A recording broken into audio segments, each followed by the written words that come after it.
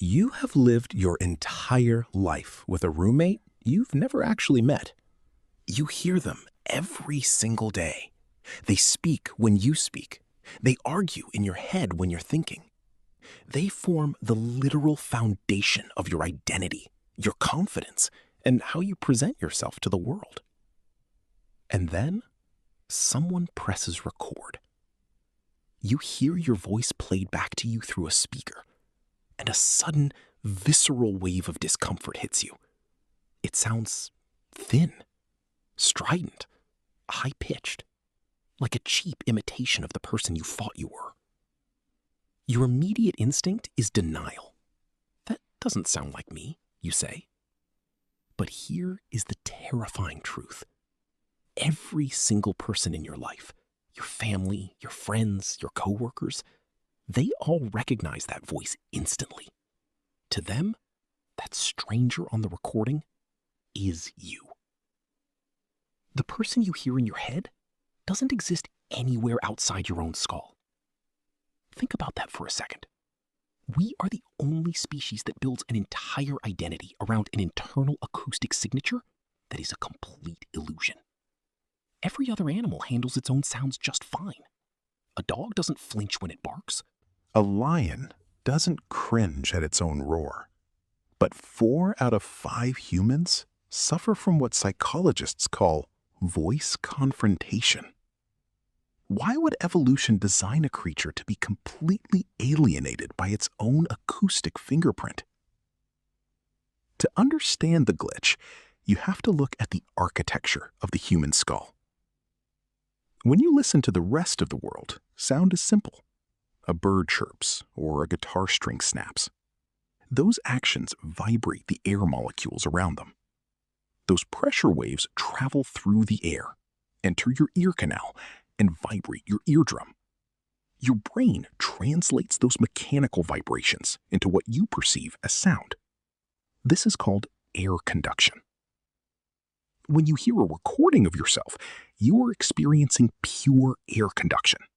You are finally hearing yourself the exact same way you hear a passing car or a crashing wave. But when you speak out loud, your brain is forced to run 2 entirely different audio tracks at the exact same time. The first track is the air conduction, the sound leaving your mouth, traveling through the room and bouncing back into your ears. But the second track is the illusion. Directly behind your eyes and jaw sits a massive network of bone, fluid, and tissue. As your vocal cords vibrate to produce speech, they don't just move the air in your throat. They send powerful, low-frequency shock waves rippling through your jawbone and directly into your cranium. Your skull bone is highly dense, and it acts as a natural, low-pass acoustic filter. It behaves like a graphic equalizer, with the bass turned all the way up. It dampens the sharp, high-frequency pitches and amplifies the deep, warm, resonant frequencies. By the time that sound reaches your inner ear, it has been artificially deepened, softened, and enriched by the resonance of your own skeleton. Want to prove it? Plug your ears tightly with your fingers right now and say a sentence out loud. The voice didn't disappear. In fact, it got deeper, louder, and rattled inside your head. That is pure bone conduction. Every time you speak, your brain mixes these 2 audio tracks together into a custom cinematic master track. You have spent 10, 20, 40 years believing you possess a deep, resonant, authoritative voice. And then, technology strips the bone conduction away. When you hear a recording, you are suddenly forced to listen to the raw, unmixed air conduction track. Without the heavy skull bass filling it out, your voice sounds shockingly thin and high to your own ears. Your brain experiences a profound sensory mismatch. It expects a cello, but the speaker is playing a violin. But the strange part isn't physical, it's psychological. Why does this mismatch trigger such intense disgust? Why do we care so much? In the late 1960s, psychologists Phil Holzman and Clyde Rousey ran experiments on voice confrontation. They discovered that the discomfort isn't just about acoustics, it's an identity crisis. Your voice is how you project your internal emotional state, your intelligence, and your authority to the tribe.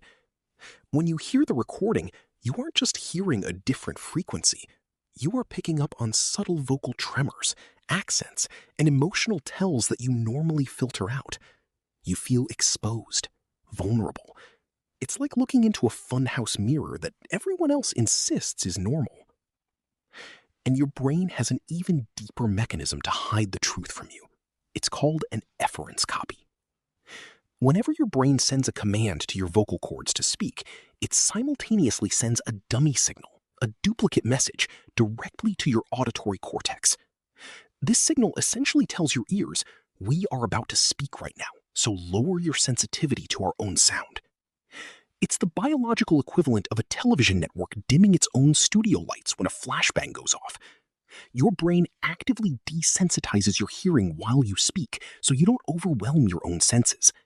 You are literally incapable of objectively evaluating your own voice while you are using it. For hundreds of thousands of years of human history, this biological illusion didn't matter. Our ancestors spoke, the sound vanished into the wind, and they went about their day, completely secure in the deep, warm voices they thought they had. The only way to hear an echo was inside a rare, deep cave, where it was often treated as something spiritual or demonic. But today, we live in an ecosystem of digital mirrors. Smartphones, voice notes, Zoom meetings, and podcasts. We are constantly forcing our caveman brains to confront the raw, unedited reality of our air conduction footprint. We are turning a rare acoustic anomaly into a daily psychological microtrauma. So, what does this tell us? Mainstream biology will tell you it's just evolutionary mismatch. Our skulls have to be thick to protect our brains, and audio recording technology grew faster than our sensory wiring could adapt. It's an accident of engineering, a harmless quirk of human anatomy. But when you sit with it, the illusion leaves you with an uncomfortable existential question. If the voice you have used to declare your love, express your anger, and speak your deepest truths is something only you can hear, who is the person actually doing the talking?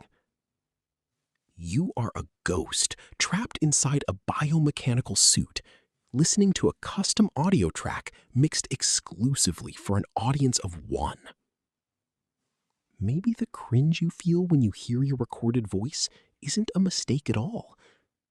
Maybe it's the only moment your brain wakes up from the evolutionary illusion, catches a glimpse of its true reflection in the wild, and realizes just how strange it is to be human.